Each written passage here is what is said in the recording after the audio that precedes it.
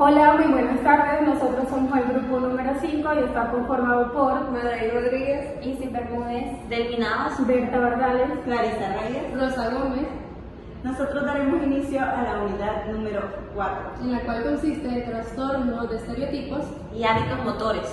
y el trastorno que nos toca que desarrollar es el Trastorno de rumiación. A mí me toca hablarles sobre los criterios diagnósticos según el DSM-5, en donde dice que la regurgitación repetida de alimentos durante un periodo mínimo de un mes, los alimentos regurgitados se pueden volver a masticar, tragar o se escupen. En donde también la regurgitación repetida no se puede atribuir a una afección gastrointestinal asociada u otra afección médica, como por ejemplo puede ser un reflujo gastroesofágico o estenosis pilórica, donde el trastorno de la conducta alimentaria no se produce exclusivamente en el curso de la anorexia nerviosa, la bulimia nerviosa y el trastorno de atraccones o el trastorno de evitación, restricciones de la ingesta de alimentos. Si los síntomas se producen en el contexto de otros trastornos mentales, como por ejemplo la discapacidad intelectual, también el trastorno del desarrollo intelectual u otros trastornos neurodesarrollo, son suficientes graves para justificar una atención clínica adicional. Hola, mi nombre es Clarisa Reyes. Yo les hablaré un poco sobre las características diagnósticas según el DSM-5. La principal característica del trastorno de rumiación es la regurgitación repetida de alimentos después de alimentarse o comer durante un periodo mínimo de un mes. El criterio A. La comida tragada previamente, que puede estar parcialmente dirigida, se devuelve a la boca, aparentemente sin náuseas, arcadas involuntarias o desagrado. La comida se puede volver a masticar para después escupirse de la boca o tragársela. La regurgitación es el trastorno de rumiación que debería ser frecuente o producirse por lo menos bastantes veces por semana, típicamente a diario. El trastorno no se explica mejor por una afección gastrointestinal o otra afección médica asociada, el reflujo gastroesofágico, por ejemplo, o una estenosis pilórica. En el criterio B, no se produce exclusivamente durante el curso de una anorexia nerviosa o una bulimia nerviosa, un trastorno de atracones o un trastorno de evitación o restricciones de la indigestión de alimentación. Y en el criterio C, los síntomas se producen en el contexto de otro trastorno mental, por ejemplo, una discapacidad intelectual o un trastorno de desarrollo intelectual. Tengan todos muy buenas tardes, mi nombre es Isis y les voy a hablar acerca de la prevalencia en el trastorno de rumiación. Los datos sobre la prevalencia en el trastorno de rumiación no son concluyentes, pero el trastorno suele comunicar más frecuente en ciertos grupos, como los individuos con discapacidad intelectual. Hola, muy buenas tardes. Este día les voy a hablar un poco sobre nuestro tema, que es el trastorno de rumiación. Esto lo podemos encontrar en el DSM-5 y en el CIE-10. Los códigos son 307.53 y F98.21. Se podrán preguntar qué es un trastorno de rumiación y a qué edad lo podemos o se puede desarrollar. Este trastorno es cuando una persona, a la hora de digerir su alimento, ella la digiere o la mastica, la traga, pero a la misma vez hay algo que lo vuelve a impulsar para arriba. Y esto provoca que en su cuerpo haya un malestar y haya este trastorno. También este trastorno se da cuando una persona ha sufrido el trastorno de anorexia o bulimia, porque son personas que les queda todavía residuos de alimento. También esto se puede dar a la hora de cuando una madre amamanta a su bebé.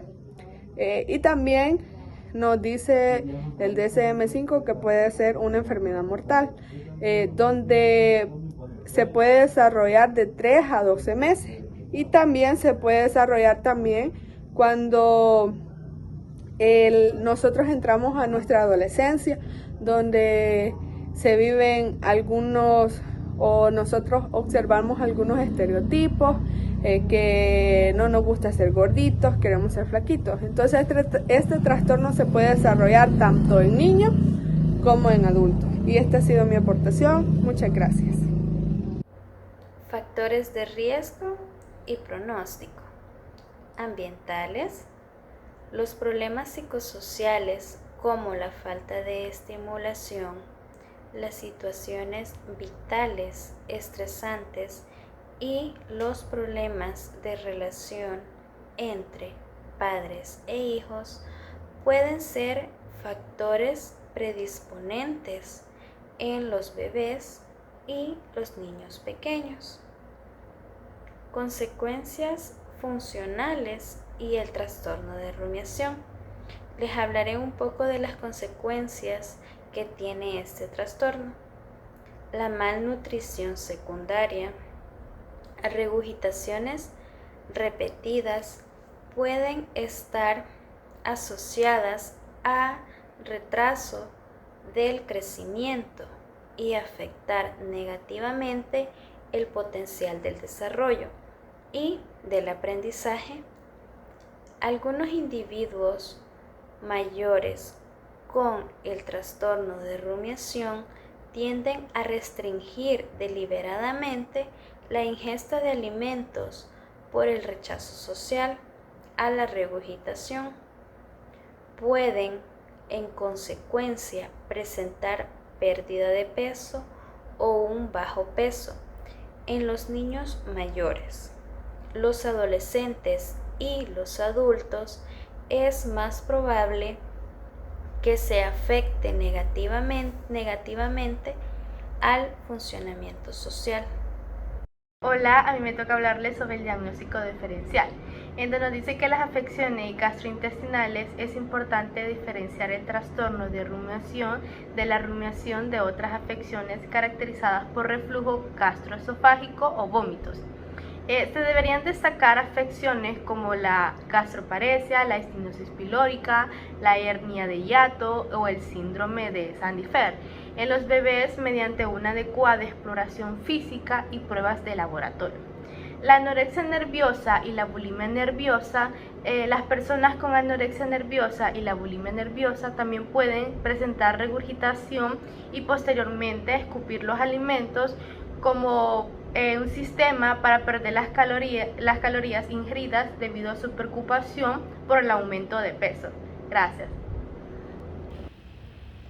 Comorbilidad. Según el DSM-5, la regurgitación con rumiación asociada se puede presentar en el contexto de una afección médica concurrente a otro trastorno mental. El trastorno de ansiedad, por ejemplo, generalizada. Cuando la regurgitación se produce, en este contexto el diagnóstico del trastorno de rumiación es apropiado solamente cuando la gravedad de alteración excede lo habitualmente asociado a dichas afecciones o trastornos y justificación a una atención médica adicional. A mí me corresponde explicar acerca del trastorno de rumiación, pero según el CIE-10, ¿verdad? Bueno, en el CIE-10 el código que se le denomina es el F98, ¿verdad? Y el nombre que está asignado es trastorno de la conducta alimentaria en la infancia. Bueno, prácticamente esto se trata de un trastorno, ¿verdad? Como bien lo dice, la conducta alimentaria con diversas manifestaciones que se presentan por lo general en la infancia o en la niñez, suele implicar lo que es el rechazo a la alimentación y presentar variaciones extremadamente caprichosas de lo que es la conducta alimentaria normal, ¿verdad? Esta se lleva a cabo por la persona, podríamos decir, suficientemente competente que cuida al niño y no se debe a una enfermedad orgánica. Bueno, también puede acompañarse o no de rumiación, es decir, de regurgitación repetida, pero sin náuseas o malestares gastrointestinal. Bueno, trastorno de la rumiación de la infancia excluye lo que es la anorexia nerviosa u otros trastornos de la alimentación, también trastorno de la conducta alimentaria por malos tratos, problema de la alimentación en lo que es el recién nacido y pica en la infancia o la niñez. Criterios diagnósticos del trastorno de rumiación según el CIE-10. Fracaso persistente al comer adecuadamente o regurgitación o rumiación de los alimentos. Fracaso en la ganancia o pérdida de peso o cualquier otra alteración en la salud por un periodo de mínimo un mes. Este trastorno se presenta antes de los 6 años. No se presenta otro trastorno mental a excepción del F70 o el F79. Y no hay una enfermedad orgánica que pueda explicar el porqué del cambio de la conducta alimentaria. Hola, buenas tardes. Estamos aquí con el Lic Arquímedes. Muchas gracias por su tiempo, Lic. Vamos a dialogar sobre el trastorno de rumiación. Bueno, la primera pregunta es, ¿qué es el trastorno de rumiación? Creo que una de las cosas que tenemos que considerar en esto de los trastornos es como la superación del principio del sistema nervioso hace su trabajo en la conducta del ser humano. Y a lo primero que hay que observar en de la rumiación es sus orígenes. Creo que uno de los principios básicos o origen de esto es la mala alimentación y la observación acerca de esto en el sistema nervioso y específicamente, como decíamos, de la conducta. Pero tú preguntas qué es el trastorno de rumiación. En sí es volver a esos alimentos que ya consumiste, pero que nunca llegaron hasta la base del estómago, que quedaron en el esófago, entonces regresarse a la boca. Y cuando te regresan a la boca, lo que hace la persona en su sistema de nervios, lo que hace es que empieza una vez más a masticarlos y los tiene por un espacio de 15 a 20 minutos, una vez más en el sistema bucal, y luego tiene dos opciones: o lo bota, que nosotros llamamos escupir, o lo regresa y lo traga, porque considera que no, una de las cosas que surge en la mente es que considera, como anteriormente se le llamaba, ahora entiendo lo que dice el DSM, que es un trastorno, se le llamaba un síndrome, porque lo que la persona pensaba es que no estaba bien masticado y que le iba a hacer daño. Entonces eso lo llevaba a esta persona a tener una vez más esta alimentación y regresarla. Y así toda la alimentación.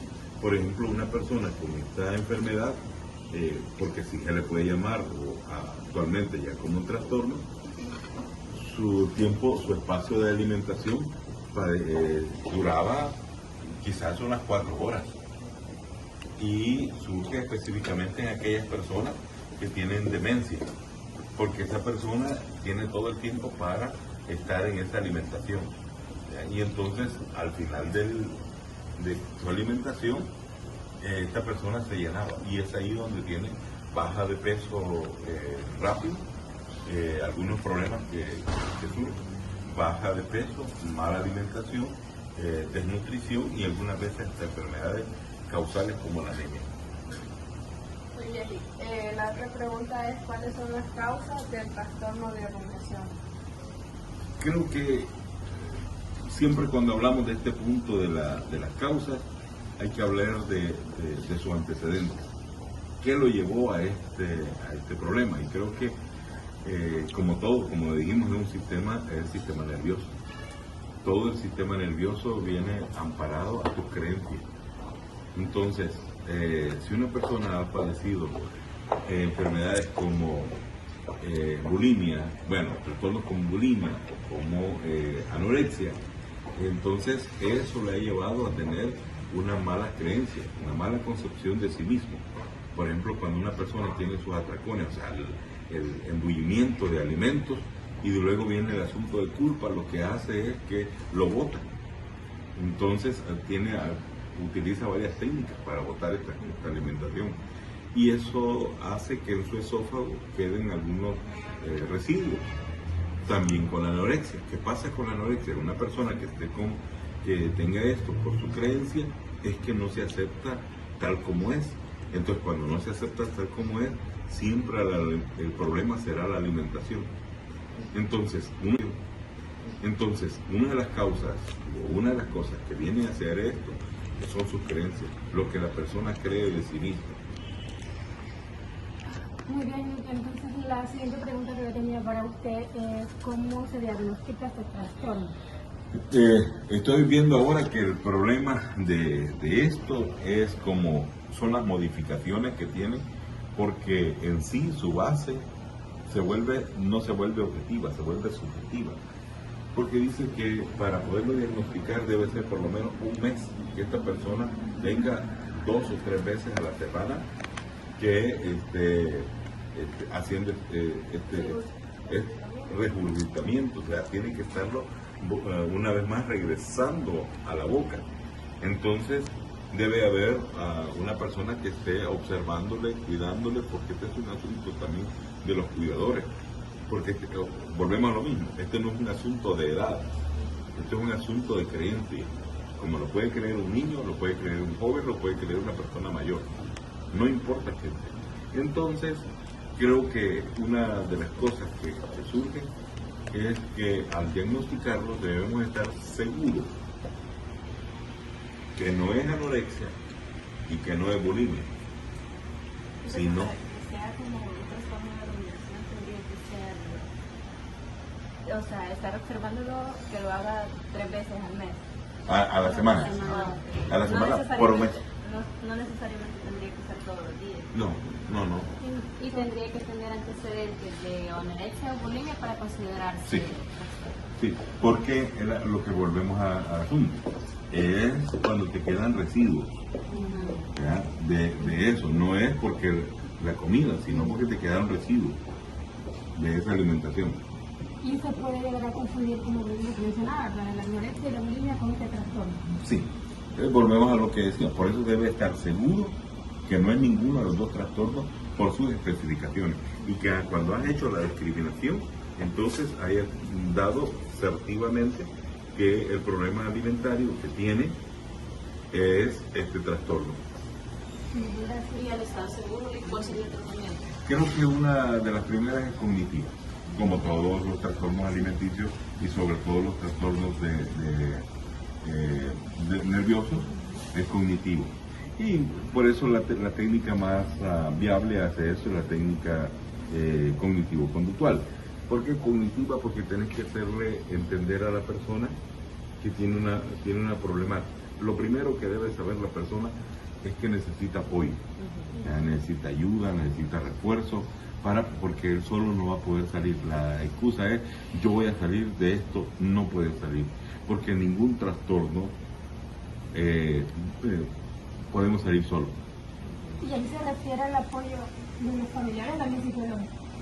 Específicamente el psicológico, porque las personas pueden ser un mal apoyo, un mal reforzador, porque puede ser un reforzador negativo. Como muchas veces podemos ser un reforzador negativo como familiares, es porque lo podemos hacer bullying, le podemos a veces discriminar, no lo llevamos a una fiesta, no lo llevamos porque no lo invitamos a ninguna comida porque nos da pena por su trastorno y entonces quizás hasta nos dé asco por verlo en esa situación y no queremos presentarlo. Entonces hay dado certivamente que el problema alimentario que tiene es este trastorno. Y al estar seguro, ¿cuál sería el tratamiento? Creo que una de las primeras es cognitiva, como todos los trastornos alimenticios y sobre todo los trastornos de nerviosos, es cognitivo. Y por eso la técnica más viable hace eso, la técnica cognitivo-conductual. ¿Por qué cognitiva? Porque tenés que hacerle entender a la persona que tiene una problemática. Lo primero que debe saber la persona es que necesita apoyo, necesita ayuda, necesita refuerzo, porque él solo no va a poder salir. La excusa es, yo voy a salir de esto, no puede salir, porque ningún trastorno podemos salir solo. ¿Y ahí se refiere al apoyo de los familiares también psicológicos? Específicamente el psicológico, porque las personas pueden ser un mal apoyo, un mal reforzador, porque puede ser un reforzador negativo. ¿Cómo muchas veces podemos ser un reforzador negativo como familiares? Es porque lo podemos hacer bullying, le podemos a veces discriminar, no lo llevamos a una fiesta, no lo llevamos porque no lo invitamos a ninguna comida porque nos da pena por su trastorno, y entonces quizás hasta nos dé asco por verlo en esa situación y no queremos presentarlo. Entonces puede ser un reforzador negativo.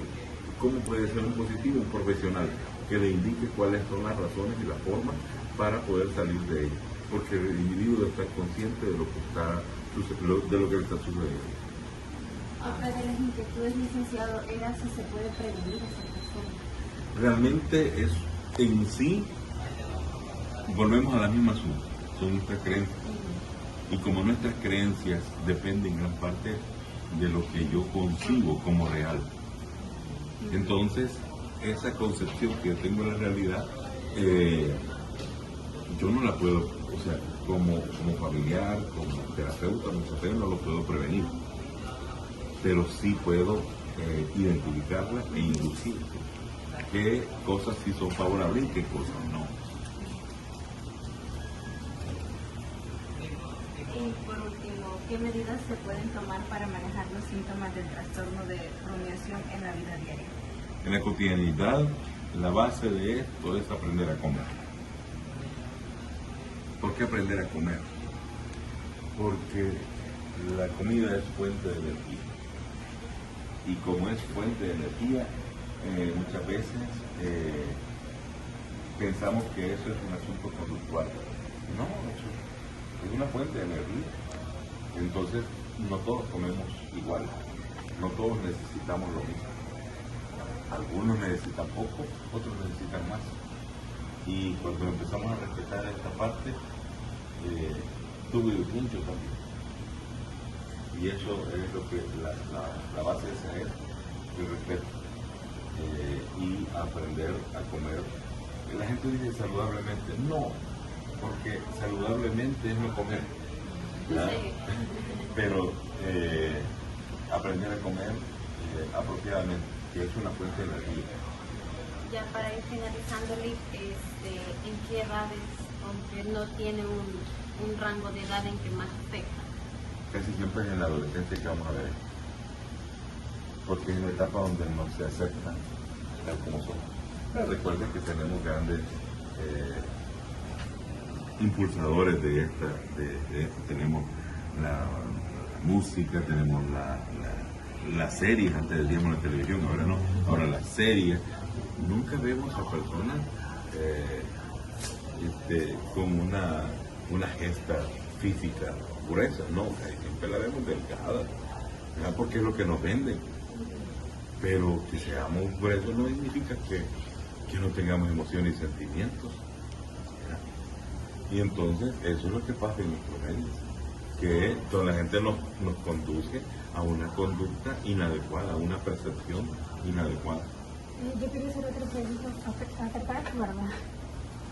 Y este asunto del trastorno es más de un psicólogo o de un psiquiatra. Psicólogo. Y entonces, entonces el porcentaje va para el médico.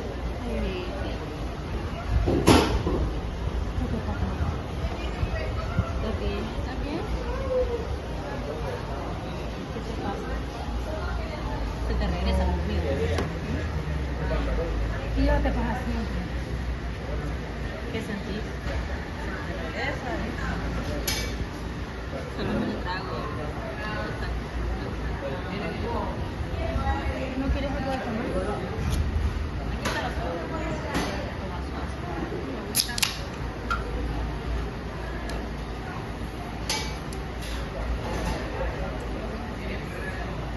O agua, aquí hay agua. Así estoy. Ok.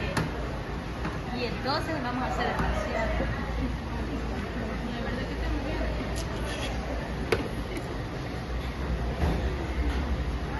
Si querés, ya lo comas.